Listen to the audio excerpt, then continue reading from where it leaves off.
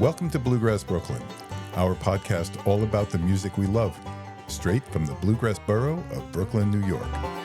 You're like a roller coaster ride, I just can't get off. A big rig headed down the grade, but just no way to stop. A rocket headed for the sun, a billion miles away.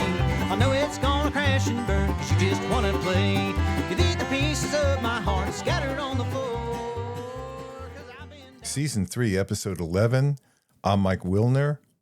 And I'm Liz Wolfe. Welcome, welcome. We're so glad to have you here. Today, we get to speak with Rick Faris. We ran into him at IBMA. It's amazing who you meet when you're strolling down the hallways of IBMA, right, Liz? I ran into so many interesting people and just like connecting with old friends. You know, it's so wonderful. Rick is an interesting combination. He's a singer, songwriter, and luthier. He makes his own guitars. So we get to talk to him about all that stuff. I guess that's a good way to make sure you have a quality guitar is you make your own. That's it. Right. And then you've got some tips and encouragement for people that are older and learning instruments and how to do bluegrass jamming. That's right. Some of us need a little extra encouragement, and I'm going to offer it.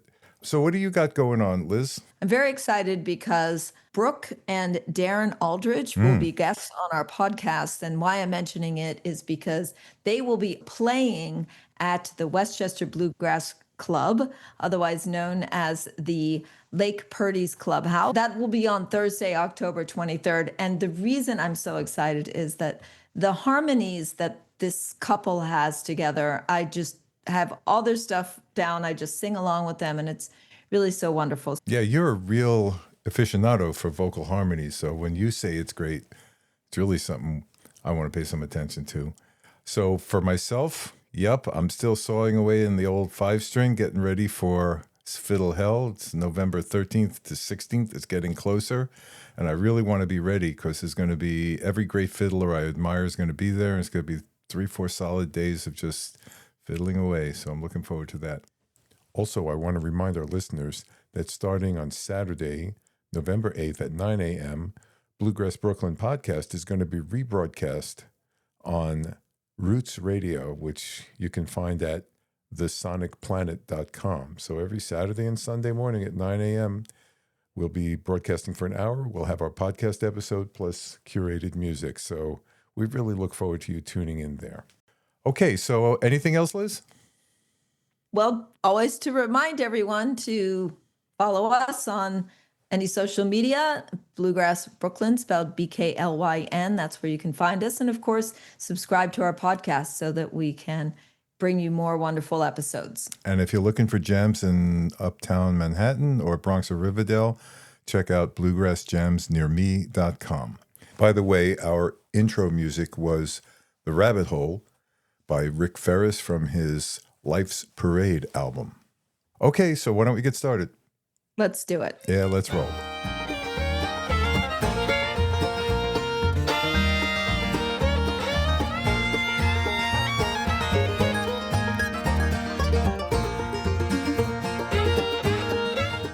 I'm here with Rick Faris. And Rick, first of all, thanks for taking time. Oh, absolutely. Thanks for visiting with me. Absolutely. Rick, we got a lot to talk about. Yeah. Let's start off with your music. Give us a little bit about your musical background.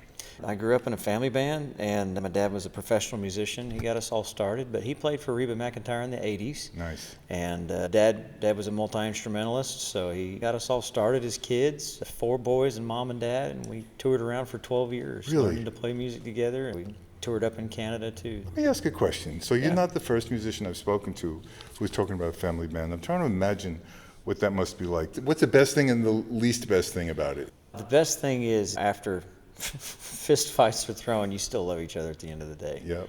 That's not always the case when it's friends, where friendships kind of get squirrely and you're around each other a lot to get on each other's nerves.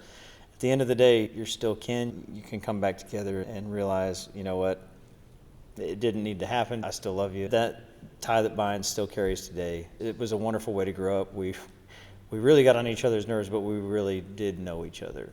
And we have a bond that is still together and tight today. We get together and share music at every holiday, and it's something that's really transcended time apart. I feel like playing music together is one of the most bonding experiences already. Yes. So adding You family know, to that. Monroe said many times that I made my music so it could go from my heart to yours, so we could both hear it. Yeah. And the music does connect us, connects us to our creator, it connects us to each other, and it drops barriers and it lets people feel connected. So what's the least favorite thing? Everybody knows those buttons to push. Oh my gosh. Brother John, when he was little, he used to his favorite game was to get us all riled up right before we went on stage. And he'd be like, la-di-da-di-da, I'm having a great time. And everyone else was ready to kill each other. Oh yeah, the brothers knew how to hurt. But like I said, we were always there. The moment someone else was picking on somebody, they were the first ones to defend you fiercely. Any other professional musicians out of the family? Oh yeah. My brother Jim Bob toured with me for the last couple years. My brother Eddie also. He actually was nominated for Sound Engineer of the Year this year. Neat. Eddie works for the Poe Ramblin' Boys. He was a touring member of Kentucky Thunder. He also sings baritone on my records because he's just a world-class baritone singer. But he's a multi-instrumentalist. I played with Larry Stevenson for a while, too. He's now off stage and behind the board. He's changing the soundman industry one festival at a time.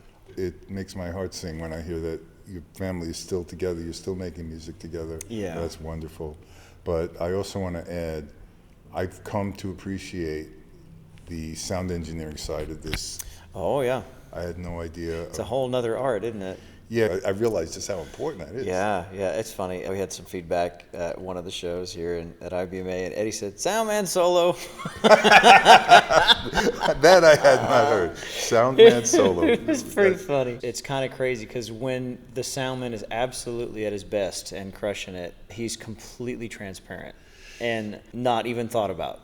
Yep. And when the days aren't going so well and some things start happening, they get all the grief. We give soundmen a particular challenge, right? Because there's acoustic string bands. Live instruments that are acoustic and mic'd with condenser microphones that are very sensitive. Yep. You really have to know your game and you have to know your gear. And sometimes some of these bands love to bring their own gear because they've chosen things that work best with their sound and their instruments.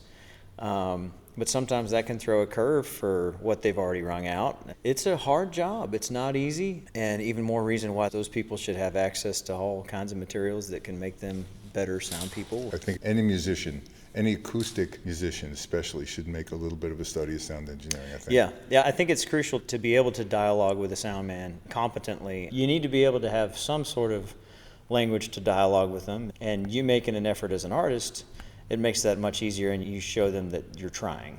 Absolutely. Well, I don't want to geek out on the sound engineering too much. So tell me a little bit about the band. Yeah, so we've been off and running now for a little while. I started the band during 2021. Uh-huh. So coming out of COVID, I left Greg Cahill. I gave him notice in January of 2020. Mm-hmm. And we all know what happened in March. Yeah. It was not an ideal time to start a band, but when Breaking in Lonesome had hit in November of 2019, it was really getting a lot of great chart action, people responding to it and really enjoying it. So I wanted to see where it was going to go. I've had a lot of friends help me get it off the ground. Right now I have Gibson Davis on banjo, and he is the 2024 Momentum Instrumentalist of the Year for IBMA. And Maddie Dalton is my newest hire on bass. She was the Momentum Instrumentalist for 2023. Wow, you're putting them to work, bro. That's right. And then I have Henry Burgess, who I expect will be heralded as a wonderful young mandolin player. He is 18 years young and grew up under the tutelage of Byron Burline. Okay. And they're very positive. They have enough youth to not be burnt out, and they're having so much fun playing, and they're like me, very thankful to be playing. So all that translates to great music that's freeing to play, but also we're excited to be playing for people, and that comes across because we're having a great time. Describe your repertoire. Yeah, my repertoire is, I would say it's about 85 or 90% originals in a live show. Really? Yeah. Let's see, the last record had one cover. The latest record has no covers.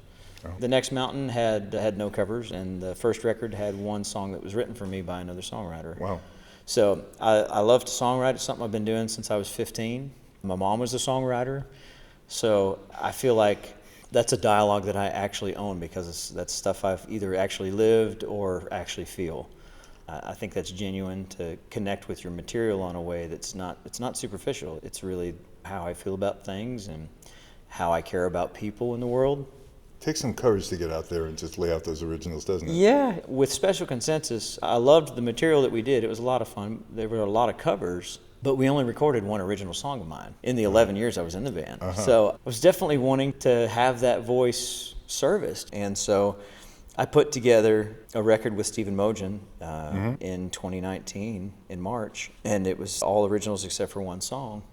I got my friends who are wonderful musicians to play with me, and it was just such a labor of joy and love. It came across and it resonated with people, and that was the encouragement I needed to step out on my own and give it a go. And how's it going? It's great. It's great. We had a super busy year. We moved to Owensboro, so that was kind of a crazy, hectic thing. Moved shop and family, and that was a lot. It was a big stressor, but it also, because it was a big stressor, it brought me closer in my faith and brought about some really great material that was really the fulcrum to get the new record out. Life's Parade was very much a focus in encouraging folks to dig deep and to feel real feelings and do real things. When did that record come out? That came out in June. Of this year? Of this year. Oh, so it's recent. Yes, very recent. And the big overarching theme is just everyday life is going to come at you, and it's a parade. Sometimes there's a lot of monkeys in that parade, and being able to roll with the punches and continue to just experience life in a way that is graceful and forgiving, I think that's important. I don't want to let a comment you made pass. You said move shop. You're a luthier as well. Yeah, I am. I've been a luthier for 22 years. I started building because I couldn't afford a better guitar. So you made one yourself? I made one myself. I had some help. I had an apprenticeship for repair with Leo Posh, who's a wonderful guitar builder, but at the time he had not made one yet. He was doing repair work at a legendary status, and he and I reverse engineered a 3070-18, and that's what got me started. So we didn't have the fancy guitar building tools, so I spent a lot of time, instead of just throwing it through a thickness sander, I had a lot of arm workouts with a jack plane. But making the first 3 guitars by hand from scratch, it was very rewarding, and it gave me a great education from Leo. It sounds sort of like what they do with some of the Navy cadets. They put them on a sailing ship. Yeah. Right? And then they're going to be on one in their career, but having to manage all aspects of the ship manually, and then when they get on a regular vessel, they have a better understanding. What's the biggest challenge building a guitar? Oh, I would probably say finish work. Laying on, some people would say paint, but we do a lot of hand-applied finish that's hand-rubbed on the guitars. But it takes about a third of the process time-wise. Wow. So the body takes a third, the neck takes a third, and then the finish takes a third. It's labor-intensive, and to do it right, to keep it thin so the guitar responds in a way that you want, you kind of have to be right on the ragged edge of sanding through or buffing through. Oh, boy. So it needs to be scary thin, and boy, sometimes it gets too thin and you burn through on a buffing wheel and you got to start over again. So you got something for the fireplace and you just move on? No, strip it down or sand it down and just reapply. And you try not to burn it through next time. Everything presents its challenges. It's an attention to detail, slowing down in key spots, but finish work, sometimes you get a chemical reaction, or there's too much humidity in the room and it clouds up the finish. There's all kinds of things that can happen that, boy, they can be so frustrating when you're learning and you don't know how everything reacts chemically. Yeah, like how many guitars have you made? I have now made 46 guitars. Wow. Yeah, and it was a hobby for a lot of years, and I did it just kind of part-time when I was in Special Consensus. I think on my best year I made 4 guitars. It definitely was on the back burner, but I still was pursuing every bit I could of excellence, and so January of 24 I moved to Owensboro, and it took 3 months to set up shop, and then I moved the family out, and then we started building guitars out there. So amazing. All the devil's in the details. It's listening to wood and learning to listen to wood. It takes time. You have to have an ear for it. You have to realize good tone when you hear it. And you have to know what tones you're listening for. Every guitar is built differently because every piece of wood is different. So you can't treat them all the same, or then the variability instantly turns into a dartboard. And you're just blindfoldedly throwing it at it, So you have to take into account stiffness and ring counts, how tight the spacing is, how great is your quarter sawing that was done by a sawyer at a sawmill. All those things you have to factor in, you have to work around, you have to listen, feel, touch, smell. Yeah, wow. I can just imagine. You got to get very involved with each instrument. Yeah, yeah. Otherwise, you'll have one that's really great and you'll have another one that's a complete dud. So I know one of my listeners right now is saying, I must have a Faris guitar. How does that happen? There's a couple ways you can get a guitar that we make. I build Faris guitars solely by myself right now. So rickfaris.com has all that information, but we talk about what you're looking for in a guitar, what you'll be using it for, because sometimes people don't know that what they love visually will not help them with what they need musically. If you're in a jam session and you love a rosewood that's real bassy and real loud, that's great. But if you want to be on a microphone on stage, a rosewood guitar that's real bottom heavy, that's just going to howl into a microphone. Yeah, interesting. You know, I try to advise, and then we come up with what you're looking for, and you have the option to pick out your wood. We get it all ordered, get it in there. It's got to sit for a little while and acclimate to the shop, and then your time comes up on the build list, and I start building away, and then you have your guitar. So I want a guitar next month. That's not happening. How long does it take? No. How long does it take to get a hold of one of these? Right now, I'm a little under 2 years waiting list. At one point, I had a 3-year waiting list when it was just me in a one-car garage. Yeah. And that's kind of daunting, so I was glad I was able to catch up a little bit. You mentioned your experience recording. How important is the record label you're signed to and the studio they put you in? How does that work? When you sign to a label, do they arrange the studio and all that? It's different for each label. I'm on Dark Shadow Recording, and I've worked with Compass as well with Special Consensus.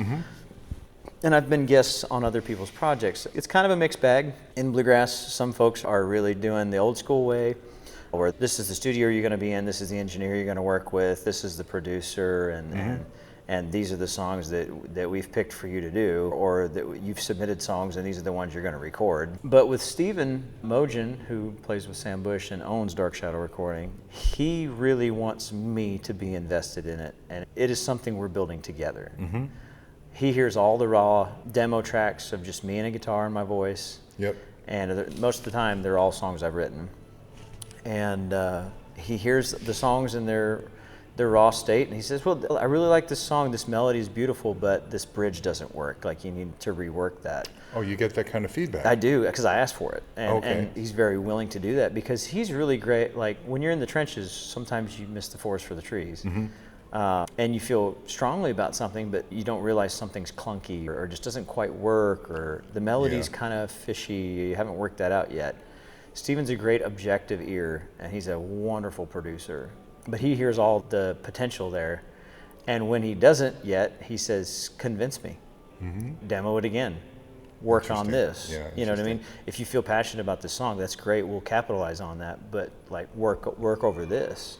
And then we get in there, and we usually, because we have guests a lot on my records, we go through and arrange things, and we love when guests, like you have Ronnie McCurry or Jerry Douglas or Del McCurry coming in, they usually know that they can offer up an idea if they hear something, and we love that, because then they're invested in it, but like they have a creative voice as well, and we encourage that. That's why we love them, and we want them on the record, because they have a voice and a personality or a particular style of playing that we want to tap into. So that's a very communal thing, you know, and sometimes it's, hey, just go in and do a thing. Everybody else has already laid everything down. You're going in and just cutting one thing by yourself. That's so uninspiring, because you can't really play off somebody and they can't react to you. Their stuff is set in stone. You have to have to cater to that. You have to mold to that and act like you were there for the start of it. Well, the whole bluegrass thing is the community and giving and taking and all of that stuff. Yeah, and letting the music breathe too. That's another thing. Groove is something that's very live, and the energy is flowing, and everyone's getting high off of it, you know what I mean? And just really enjoying that. And that doesn't happen when it's sterile and it's all pre-recorded and cut to a click track. And so that's the process there. And Stephen has a world-class studio. The guy who's designed his studio was the one who redesigned the Capitol studio in LA. They designed the studio They designed the speakers. It's a revolutionary wall system for. Interesting. I love singing in there because it doesn't rob me of my voice. A lot of studios, they're so dry and so quiet. You sing something and you can't hear it in the room. It's just sucked out like a vacuum. This one, it's just a perfectly attuned room, and it still sounds like a room. So Dark Shadow Recording provides all that. Yes, they have an in-house studio, and Steven is a wonderful engineer. He gets great tones. He has a great mic collection. I sing into a 1940s Neumann. How cool is that? Yeah, and it was a wedding gift from his wife, Jana, from her home country in Slovakia. There are things that would not have happened if I had not been working with Dark Shadow, and I'm very thankful and always try to acknowledge Steven he's the other half of the band, of the sound of my songwriting. He produces things, and he's just a wonderful guy to collaborate with. So it's now time for producer solo, I guess. Right. Yeah. But he's wearing so many hats. He's making sure that the music sounds great, it's executed well, and he hears like, you got one more pass in you. You got something better to say. It's coming. Do it again. Sometimes when I'm riding in the car, I always have usually Bluegrass Junction on. Yeah. And my wife is a frequent passenger, and I'll say, "Oh, who's that?" Yeah. And at least 3 times out of the last 10, it's been you. Oh. So. If one of my listeners says, I haven't heard much of his music, but I want to get up on his sound, which songs or which album are you going to point them to say, here's where to start with my music? I'm really very fond of the new album, and it's not just because it's new, but it's because I feel like I really own my voice and my perspective in life right now. It's fresh and What's the name of the album again? It's called Life's Parade. I feel like I'm here to encourage my fellow man and brother and sister here, and try to serve a positive dialogue in the world and try to help people along the way. We all know life can be miserable at times. Like, we don't need to champion that. That's right. But I would say if you're kind of new to bluegrass, but you're wanting to break in, go and check out The Power of Love, which most of us will know as a Huey Lewis and the News tune from the Back to the Future movie. It's a song that I've loved since I was a kid, and it is the song that hooked me on Huey Lewis and the News. But Steven asked if I wanted to do a cover, and I was like, yeah, what you got in mind? And he's like, no, this is your record. What do you want to do? And so I thought of a whole bunch of tunes and submitted some demos, and he said, these are great. You should do a covers record someday. They're all wonderful. And then after we were thinking about it for a little while, it just hit me like a bolt of lightning, and I was like, The Power of Love, I have to do it. He's like, wow. Well, demo it, send it to me. And he heard it immediately and said, yes, absolutely, nice. That's the one we're doing. So it's not a cover tune that we're trying to make bluegrass sound like rock and roll. We made it like a bluegrass song. When I demoed it, I got excited and I just threw down. I didn't know the soul of the song. I just knew that I loved the melody, And so I threw something down and I did a little riff to start it off because it was fun and exciting. And then when I got into the studio to record it, I had learned all the riffs, all the rock and roll guitar stuff. And he's like, what happened to what you were doing on the demo? And I was like, what was I doing on the demo? Because I had spent time with it and was trying to really own that song. Well, then he said, go back to your demo and listen to what you did. And it was very much like Freeborn Man kind of style. Oh, wow. And it was solidly bluegrass. It was like, no. It's like it was written for bluegrass. Well, you've had an interesting journey. I love the luthier part that melds with the musician part. So somewhere out there's an 11-year-old Rick Faris who's like coming up, wondering if they can make it in music. What's your advice to him or her? Yeah, my advice is never forget why you love the music. And for most people, it's community, even if they don't realize it. It's that we're sharing something together, and a lot of people forget that music is something that serves people. It connects us together, but also it helps us in hard times. It helps us get through depression or loss, or celebrate great times, great harvest, whatever in the world. But if you don't lose perspective as to why you love it, you always have motivation to come back to it and to work hard on it for it to continue to evolve and be something that's celebratory and fun. And I find that all my creativity comes from me just having fun. That's pretty awesome. Well, that's great advice and sage wisdom. Rick, I want to thank you for your time. It's been a great conversation. Thank you so much, Mike, for having me. I can't wait to go home and listen to some Rick Faris music. Thank you, brother.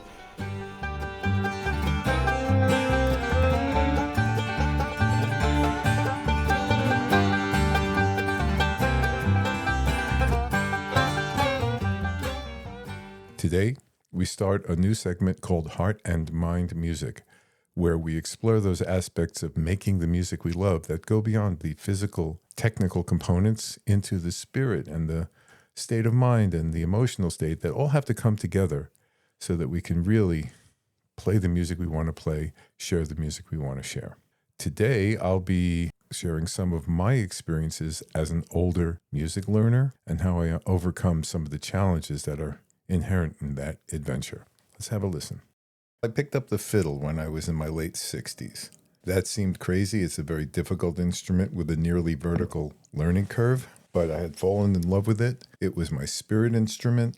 It's all I wanted to do was play it. So I needed to learn several important principles in order to be able to really pursue this instrument with my full heart and soul. And I'd like to share some of these things with you. First and foremost, especially for us older learners, is eliminate self-limiting thinking. This isn't just power of positive thinking, keeping a sunny outlook. It's a very specific thing. I'll give you an example. We all go to festivals and camps and so on, and there's always that gathering of 18 to 20-year-old kids who are just ripping it up. And it's very easy to say, oh, I'm starting too late. I'll never be able to do that. Self-limiting thinking. Rather, I say to myself, they're really good. That's great. Good for them. I'm going to get as good as I can get. And this is a constant vigilance we have to exert during practice. Oh, I'll never get this. Self-limiting thinking. Eliminate it. Just take it completely out of your vocabulary. Replace it with, I haven't gotten this yet, but I'm going to get it as well as I can. That is probably one of the most important principles I can share with you. By consciously eliminating self-limiting thinking, one really great teacher I get to study with, Chad Manning, he's out in California. He teaches bluegrass and western swing, fiddle, among other things, and old time and Celtic. We talk a lot about state of mind, and he said, you know, the thing about self-limiting thinking and internal negative chatter is it never helps. As much as we think yelling at ourselves is going to improve our playing, it never helps. Recognize that. And a way to handle it that he suggested, which I use, is when that voice gets going, I say, you know, I agree with you 100%, but can we talk about this later? Let's discuss this after I'm done practicing, sort of self-negotiation to say, I'm not going to let this interfere with my practice time. So if you take nothing else away from this, take that. The next thing I will say is be optimistic and realistic in your objectives. For example, when I started bluegrass music, I picked up the banjo and I wanted to play like Earl Scruggs. Earl Scruggs is a virtuoso.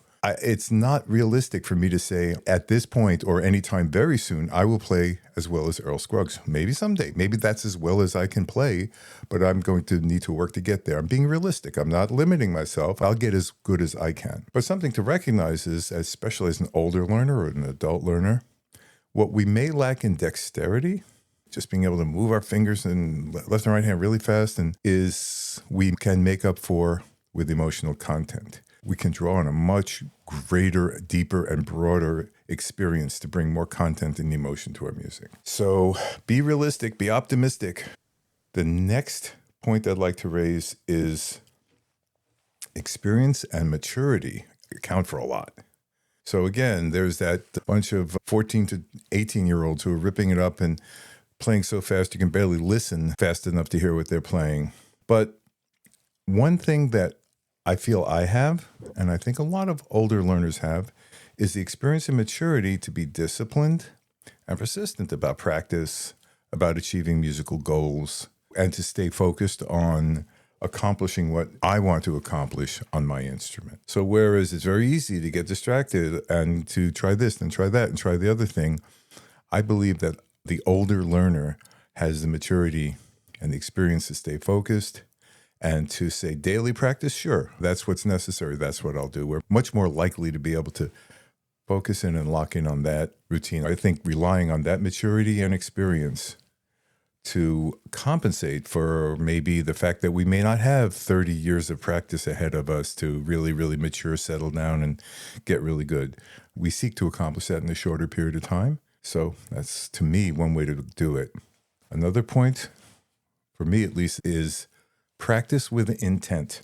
Practice time should be, for me, approached very intentionally. Here's what I'm hoping to accomplish today. Today, whatever else I do, I want to spend time working on intonation and rhythmic bowing. Today, I'm going to figure out how to do that walk-up double stop in Cherokee Shuffle, and I'm going to spend some time on that. I may do a dozen other things, but I'm coming to the practice session with intent. And as you will see, if you try it, sooner or later you start to develop a scheme around your intent. This week, I'm going to make sure every day I do a little Cherokee Shuffle, or I'm going to spend at least 10 minutes on intonation, etc. I suggest, if you can, get a hold of a book called The Practice of Practice by Jonathan Harnum. He talks a lot on how to practice. He brings in the neuroscience and all of the experience that makes practicing much more effective and much more impactful. And we learned that sitting there sawing away at scales for 3 hours to a metronome has value, but there are ways to maximize a 20-minute music workout that will have benefit. And we have to keep in mind that practice doesn't make perfect, practice makes permanent. And that one of the key things from this book, and I'll share it with you, is fix mistakes immediately. If you can't play it perfectly, slow it down till you can play perfectly, and resist that urge to play fast. You got to go slow to go fast. And that practice with intent, along with those small goals, is going to really have a lot more impact on our learning. Finally, possibly right up there with number one, is love it and have fun. Everybody I speak to, professional musicians, amateur musicians, everybody, they say the same thing. Keep it fun. Remember why you're doing this. You do it because you love it. And bring that love and bring that enjoyment and bring that joy to each practice session, to each jam session, and let it shine out. Remember, music is a powerful unifying force. And by building our music skills, we're amplifying that force in the world, and that's a great contribution. So as an older learner, I keep these things in mind at all times. I eliminate negative, self-limiting thinking. I'm optimistic and realistic. I rely on my experience and maturity to help me maximize my practice and playtime. I practice with intent, but more importantly, every time I sit down and pick up that instrument, I feel that sense of joy, that sense of love, and that's how I do it. So I hope you get something out of this. And if you have some ideas on how older learners or any learners can learn better, learn more deeply and more effectively, please share them. Send an email to mike@bluegrassbrooklyn.com, Brooklyn spelled BKLYN, and we'd love to hear from you.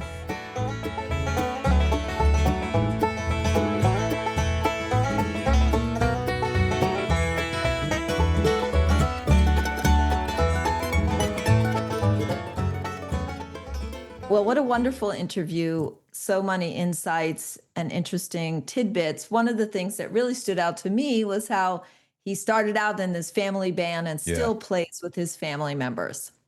Yeah, it's really special. That really hit my heart too. I love the idea that him and his brothers and family play together.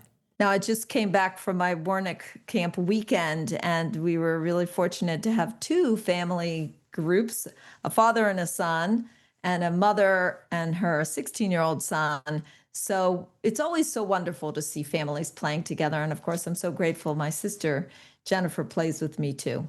We should try and get a few more family bands on here. That should be fun. That's a great idea. So don't forget to follow us at Bluegrass Brooklyn, spelled BKLYN. And of course, you can go to bluegrassbrooklyn.com to see a listing of all of our episodes. And if you want to do some jamming, you can always go to bluegrassjamsnearme.com and come on up to the Upper West Side / Harlem / Riverdale in the Bronx, and even as far as City Island, New Jersey now too. So come and play with us. Yep. Okay. We look forward to seeing you around the Jam Circle. And to take us out is Bend, Don't Break from Rick's new album, Life's Parade. always go my way. I've always heard that's just life's bouquet. It strikes me blind, it shakes me to the core.